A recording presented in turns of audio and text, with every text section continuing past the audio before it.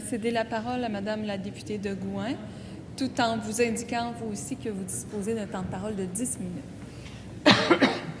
Merci, Madame la Présidente. Vous savez, ce qui est vraiment bête dans tout ça, c'est que le programme Objectif Emploi, en tant que programme, en tant qu'offre de services, avec des allocations plus généreuses qu'avant, particulièrement pour les gens qui vont retourner aux études, le programme Objectif Emploi est un bon programme. On a cessé de le dire au ministre Emploi et Solidarité sociale. Ça aurait pu être vraiment un excellent programme. Deuxièmement, je veux rappeler que cet automne, les groupes de défense de droits, appuyés par les collègues de l'opposition officielle et par moi-même, ont suggéré une sorte de compromis au ministre qui était « Vous voulez une rencontre obligatoire? OK, on vous en donne une dès le début. » Autrement dit, la personne désireuse de recevoir un chèque d'aide sociale parce qu'elle est en situation de dénuement, cette personne-là doit venir rencontrer un agent ou une agente et déjà commencer à regarder quelle est sa vie, pourquoi elle est ici, est-ce qu'il y aurait moyen d'aller vers formation, entreprise d'insertion, alphabétisation ou toute autre mesure lui permettant de mettre la tête un petit peu en dehors de l'eau. Et ça, on était prêt à aller jusque-là. Et là, pour toutes sortes de raisons que j'avoue avoir trouvées plutôt confuses, de toute façon, la réponse a été non. Et en fait, ça aurait été une avancée, Madame la Présidente, parce qu'il faut savoir une chose.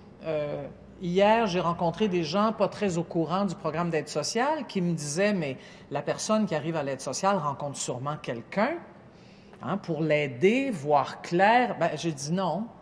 Non, depuis plusieurs années, la plupart des gens demandent de l'aide sociale et ne rencontrent personne. Alors, c'est sûr que ça, c'est absurde. Une personne peut être à l'aide sociale pendant 2 ans, puis elle n'a jamais vu un agent. C'est pas ça qu'on souhaite. Puis pourquoi c'est comme ça, m'a-t-on demandé?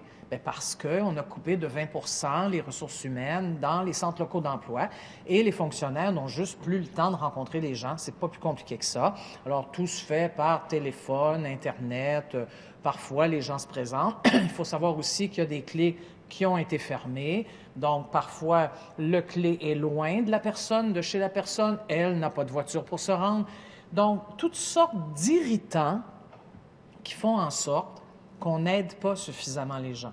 Alors, si Objectif Emploi venait pallier à ce problème et dire, OK, comme État québécois, on va vraiment rencontrer les gens, on va s'occuper des gens, mais on aurait été les premiers et premières à applaudir. Le problème, c'est qu'en introduisant les sanctions, on passe complètement à une autre logique. Pas à la logique qui serait celle de dire il y a vraiment des gens en situation de grande difficulté qui viennent nous voir.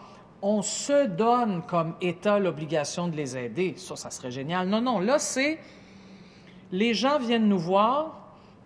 Dans le fond, ils ne savent pas trop quoi faire de leur vie.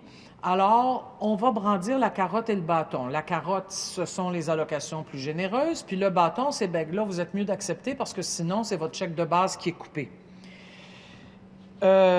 C'est là où, Madame la Présidente, je l'ai expliqué hier et j'écoutais ma collègue de Sainte-Marie-Saint-Jacques, je pense qu'elle l'a bien expliqué aussi tout à l'heure, c'est là que ça devient complètement inacceptable parce que on se substitue aux capacités des gens de décider pour eux-mêmes. Et c'est comme si on oubliait qui sont ces gens-là. Les 2 tiers des nouveaux demandeurs à l'aide sociale sont des jeunes. Ils et elles ont moins de 30 ans. Alors, c'est sûr qu'on peut se demander, mais comment ça, des jeunes se retrouvent à l'aide sociale? Quand on se met à fouiller un peu, puis qu'on écoute les organismes qui nous en parlent, on ne fait pas que les accueillir ici au Salon Rouge, là, on les écoute et nous disent pourquoi les jeunes atterrissent à l'aide sociale. Souvent, tout commence à la petite enfance. Non, ils ne sont pas allés dans un CPE. À l'époque, il n'y avait même pas de place de toute façon. Ben non, ils ne sont pas allés. Après, ils ont commencé l'école primaire. Et là, on a coupé dans les services d'orthophonie, de psychologues, etc. Ils se sont retrouvés dans des classes nombreuses. Ils ont redoublé. Ils n'ont pas eu de service. péniblement, ils sont arrivés au secondaire. Évidemment, ils n'ont pas terminé leur secondaire. Ils ont souvent arrêté tout ça en secondaire 3. Et là, à 18 ans, 19 ans, souvent se retrouvent à l'aide sociale. Si on était intervenu et si on le faisait là, maintenant, dès la petite enfance, à l'école primaire, à l'école secondaire, qu'on n'en ait plus ou presque plus de décrocheurs scolaires, en fait. Déjà, là, on s'assurerait que des dizaines et des centaines et peut-être des milliers de jeunes n'arriveraient pas à l'aide sociale parce qu'ils auraient au moins un premier diplôme.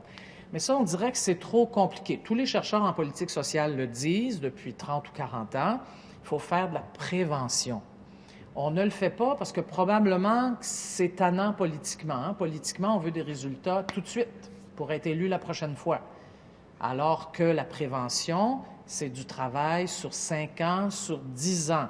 Mais c'est la seule façon de s'assurer que non, on aura le moins grand nombre de jeunes possible qui arriveront à l'aide sociale. Il y a d'autres raisons pour lesquelles les jeunes aussi arrivent à l'aide sociale, viennent souvent de familles elles-mêmes très pauvres ou de familles dysfonctionnelles, parfois les deux, ont parcouru tous les méandres des centres jeunesse. Dans certains cas, sont passés de famille d'accueil en famille d'accueil. Puis le jour de leurs 18 ans, ils arrivent dans une maison d'hébergement jeunesse avec leur sac vert et toute leur vie est dans leur sac vert. Toute leur vie est dans un sac vert. Puis là, on va leur dire, dès qu'ils arrivent puis qu'ils vont demander de l'aide sociale, un programme tout de suite, là, sinon, on vous coupe. Déjà, une première coupure. Ce que les Auberges du Cœur nous ont dit, c'est laissez-les respirer un peu, nos jeunes, là. Oui, ils ont une tête, 2 bras, 2 jambes, mais là, ils sont dans une telle situation de détresse psychologique que ce n'est pas le moment de les assommer. Laissez-leur une petite chance. Laissez-leur un peu de temps. Nous, on va travailler avec eux, puis à un moment donné, oui, ils vont être prêts, parce que pas plus fous que les autres. Ça n'existe à peu près pas, ça. Un jeune de 20 ou 25 ans qui fait le choix de vie, là, son projet de vie, c'est l'aide sociale jusqu'à 65 ans. Ça, il faut s'enlever cette idée-là de la tête. Je ne dis pas qu'il n'y a pas un cas de temps en temps, mais globalement, là, c'est pas ça. Ils veulent s'en sortir, il faut juste les aider à trouver les moyens. Mais là, le ministre nous dit, oui, mais on en envoie aux études pour finir leur secondaire. Ils vont en formation aux adultes, il y en a 70 % qui finissent pas. C'est vrai. Pourquoi? C'est toujours la question du pourquoi à laquelle le gouvernement ne répond pas. Pourtant, nous, les députés qui avons des organismes dans nos circonscriptions, nous les avons, ces réponses-là, parce que les organismes nous les fournissent. Mais je pense que le ministre aime mieux aller regarder les études danoises que de regarder ce qui se fait sur le terrain ici. Je l'ai souvent dit au ministre, dans mon comté, j'ai un organisme qui s'occupe de ces jeunes à l'éducation aux adultes, qui ont des problèmes d'apprentissage, ces jeunes-là. L'organisme les suit au quotidien là, pendant des mois et ces jeunes-là n'abandonnent pas. Ils terminent leur secondaire. Alors, plutôt que de brandir la menace des sanctions, pourquoi est-ce que le gouvernement du Québec ne soutient pas la création de ce genre d'organisme qui aide les jeunes à terminer leurs études, et ce, dans toutes les régions du Québec? Ça serait vraiment plus rentable, ça serait plus intéressant et plus respectueux de l'autonomie des jeunes et de leur capacité à s'en sortir. Parce que moi, je leur fais confiance, je sais qu'ils le veulent. Et des organismes comme ça, Madame la Présidente, il y en a plein d'autres.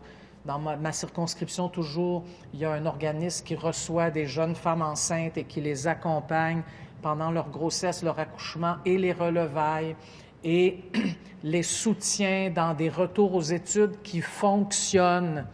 Pourquoi est-ce qu'on ne multiplie pas ce genre d'initiatives plutôt que de brandir cette question des sanctions? Je sens que je n'aurai pas le temps de parler des personnes plus âgées, mais je voudrais rappeler encore une fois quelque chose ici qui est juste aberrant. On veut imposer à des personnes de 52 ans qui viennent de perdre un emploi dans une région de participer obligatoirement à un programme Objectif Emploi sous peine de sanction. Des femmes et des hommes qui parfois travaillent depuis 30 ans dans une usine et qui, là, ne savent pas exactement de quel côté aller excusez-moi, Madame la Présidente, mais je trouve ça particulièrement odieux pour les personnes d'un certain âge. Je vais donc voter avec beaucoup de ferveur contre ce projet de loi.